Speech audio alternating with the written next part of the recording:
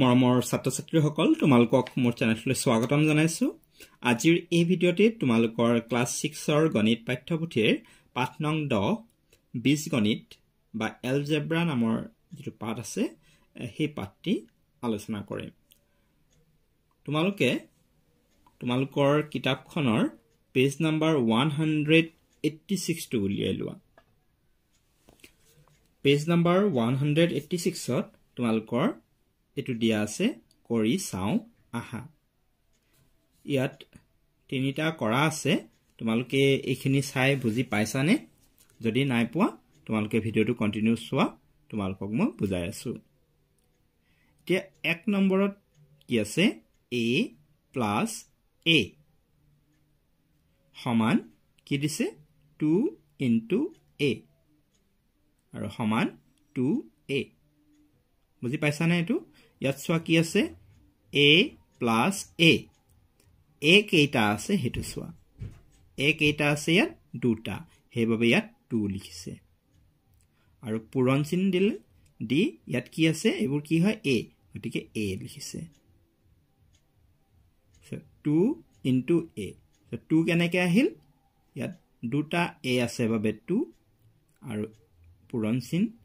আৰু এই a থকাৰ কাৰণে ইয়াত a আহিছে। তাৰ পিছত এই পূৰণ চিহ্নটো আমি এৰি দিব পাৰো, পূৰণ চিহ্নটো এৰি দিলে হ'ব 2a, মানে 2 আৰু a এৰ মাজত যেটো পূৰণ চিহ্ন আমি হেতু নিদিলেও হয়, so 2a হ'ব। so ঠিক একেদৰে এটো হৈছে, এটো নিশ্চয় বুজি পাইছা। এতিয়া ইয়াত চোৱা b plus b plus b plus b কেইটা b আছে? 4টা, 1 2 3 4 আৰু হেইভাবে ইয়াত হল 4। নিশ্চয় বুজি পাইছা, যেনেকৈ ইয়াত 2 হৈছিল তেনেকৈ এটো 4 হৈছে। আৰু ইয়াত যেহেতু এইবোৰ b আছে হেইভাবে ইয়াত b হৈছে। সো 4 কেনেকৈ আহিল বুজিলা নিশ্চয়? পূৰণ b কি হৈছে? ইয়াত কি আছে এইবোৰ b হয়, কাৰণে b আহিছে আৰু 4 আৰু b এৰ মাজৰ পূৰণ চিহ্নটো আমি উঠাই দিলে হ'ব 4b। একেদৰে ইয়াত তোমালকে চোৱা 8 plus 8 plus 8 আছে। ইয়াত 8 কেইটা আছে? তিনিটা আছে, হেইভাবে ইয়াত 3 আহিল আৰু এইবোৰ কি হয় 8, সেইকাৰণে পূৰণ 8 আৰু এটো হ'ব 3 8 গুণ 24। এটো আকৌ তোমালোকে ইয়াৰ নিচিনাকে নকৰিবা, যেনেকৈ আমি 4 আৰু b এৰ মাজত কি কৰিলো পূৰণ চিহ্নটো আমি উঠাই 4b লিখিলো। একেদৰে তোমালোকে এটো তেনেকে নকৰিবা যে 3 into 8 আছে, গতিকে 3 আৰু 8 ৰ মাজৰ বুলে পূৰণ চিহ্নটো উঠাই আমি লিখিলো 3 আৰু 8 38, এটো কিন্তু ভুল হ'ব। যেহেতু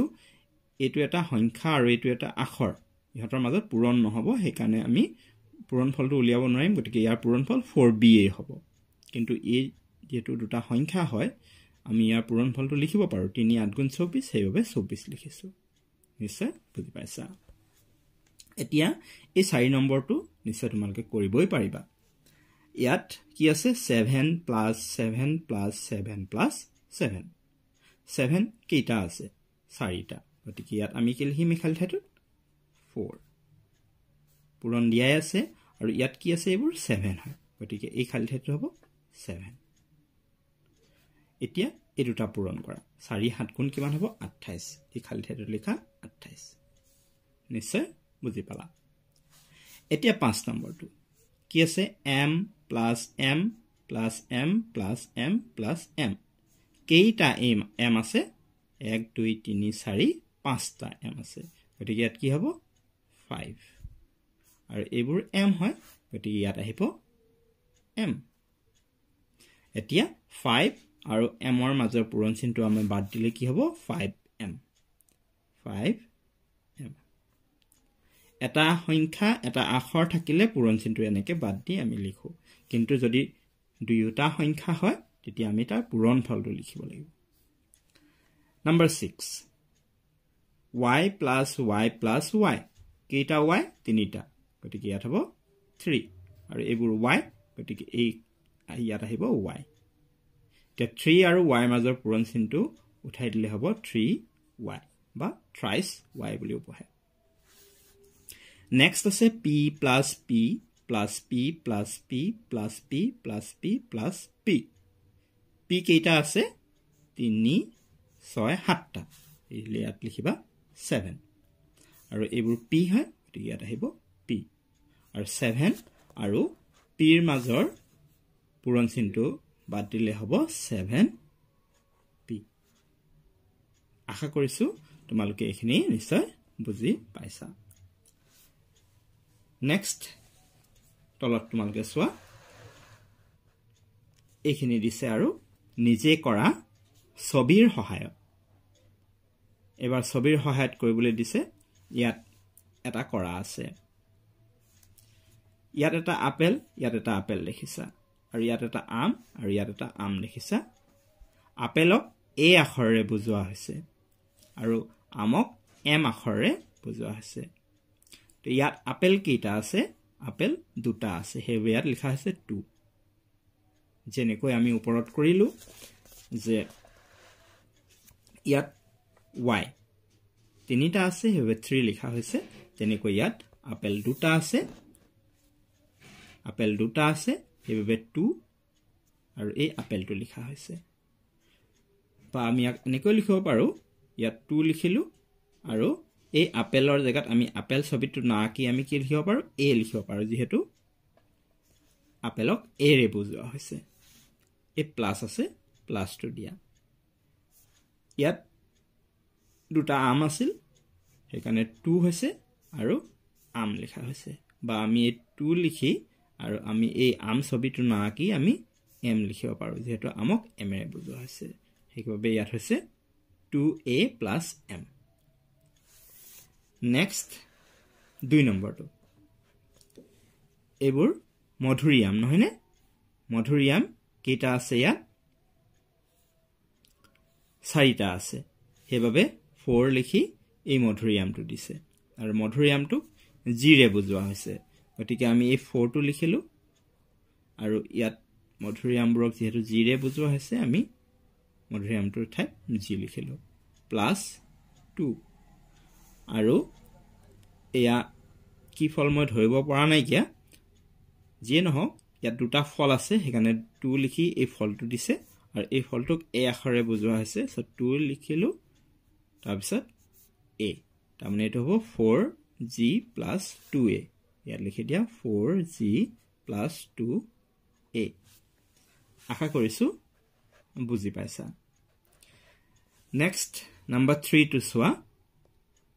ইয়াত এয়া মেকুৰী আৰু এই দুটা জেব্ৰা হয়নে আৰু এটো বুজিয়ে পাইছা তিনটা মেকুৰী আছে কাৰণে 3 তাৰপিছত এই মেকুৰীটো দিছে আমি 3 লিখি আমি মেকুৰীটো নিদি মেকুৰীক যেটো c ৰে বুজোৱা হৈছে আমি c লিখিব পাৰো +2 আৰু জেব্ৰাক z ৰে বুজোৱা হৈছে আমি z লিখিব পাৰো সো 3c + 2 z বা টুৱাইস z নিশ্চয় বুজি পাইছা এবাৰ নাম্বাৰ 4 টো চোৱা নাম্বাৰ 4 ত আছে s + s + s + s + s পাঁচটা s আছে গতিকে 5 লিখা পাঁচটা s আছে গতিকে 5 হল আৰু s লিখি দিয়া তাৰপিছত এই যেটো যোগচিনটো দিবা ইয়াত t সোৱা কেইটা আছে 1 2 3 4 5 6 7টা গতিকে 7 লিখি t লিখিবা 7t মানে t 7টা 5s মানে s 5টা ঠিক তেনেধৰণে ইয়াত y আছে সোৱা কেইটা আছে y 1 2 3 4 5 6 ছটা আছে গতিকে কি হ'ব 6y এই প্লাস আছে প্লাসটো দিয়া ইয়াত z কেইটা আছে 1 2 3 4 5 6 7 8টা গতিকে 8z একেবাৰে সহজ নিশ্চয় বুজি পাইছা নেক্সট p সোৱা তিনিটা আছে গতিকে হ'ব 3p আৰু এবাৰ ইয়াৰ চিনটো মাইনাস আছে যি চিন থাকে হেতু দিবা মাইনাস আছে মাইনাস দিয়া q 4টা আছে সো 4 লিখি q দিয়া নেক্সট ইয়াত a তিনিটা আছে সো 3a হ'ব নিশ্চয় বুজি পাইছা এই যোগ চিনটো দিয়া তাৰপিছত b দুটা আছে গতিকে 2b এই প্লাস চিনটো আছে দিয়া তাৰপিছত c তিনিটা আছে 3c আশা কৰিছো বুজি পাইছা নেক্সট তলত কি দিয়া আছে সোৱা নিৰ্দেশ মতে প্ৰকাশ কৰো আহা 1 নম্বৰ দিছে দুটা আম আৰু তিনিটা আঙুৰৰ যোগফল এটো হ'ব 2m + 3g দুটা আম কৈছে দুটা আম দুটা কাৰণে 2 আৰু আম m আখৰে বুজাইছে মানে ম্যাঙ্গো তিনিটা আঙুৰ তিনিটাৰ কাৰণে 3 আৰু আঙুৰক গ্ৰেপছ বুলি কোৱা হয় ইংৰাজীত g হেবে g লিখা আছে গ্ৰেপছৰ প্ৰথম আখৰটো g so 2m + 3g 2 number দিছে mত কৈ 10 বেছি গৰি m + 10 হ'ব বেছি কলে যোগ দিবা কম কলে বিয়োগ ইয়া 3 নম্বৰত সোৱা x ত কৈ 7 কম গতিকে x লিখা হল -7 কম কলে মাইনাস বেছি কলে প্লাস নম্বৰ 4 c ৰ 5 গুণ so 5c হ'ব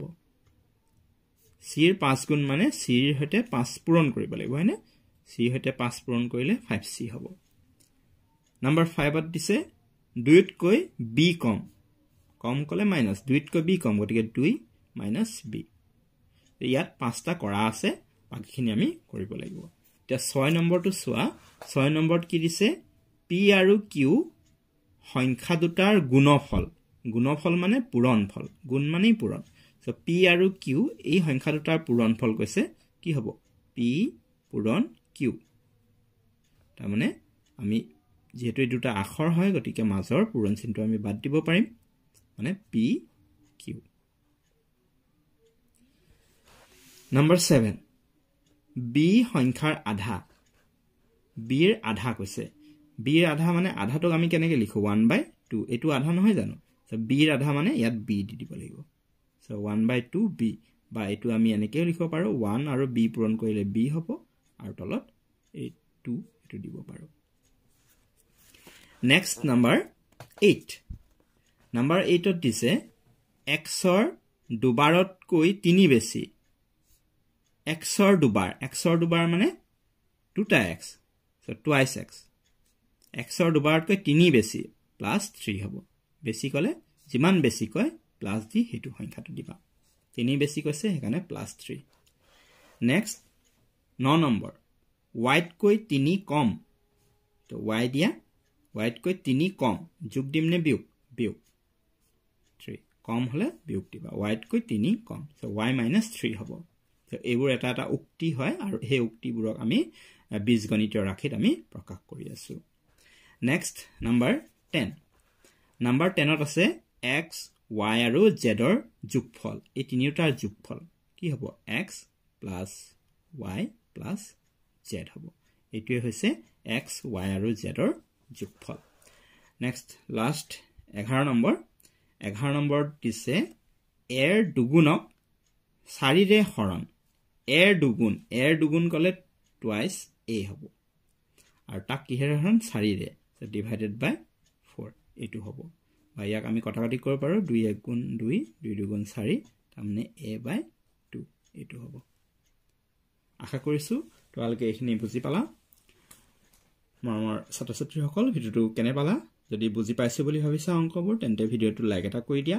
শেয়াৰ কৰা তোমালোকৰ বন্ধু-বান্ধৱীৰ মাজত যাতে তেওঁলোকে ভিডিওটো পায় আৰু পাঠটি বুজিব পাৰে আৰু মোৰ চেনেলটো যদি প্ৰথম আহিছা তেন্তে চেনেলটো সাবস্ক্ৰাইব কৰি ৰাখিবা যাতে আগলৈ এনেকুৱা ধৰণৰ ভিডিওসমূহ পাই থাকা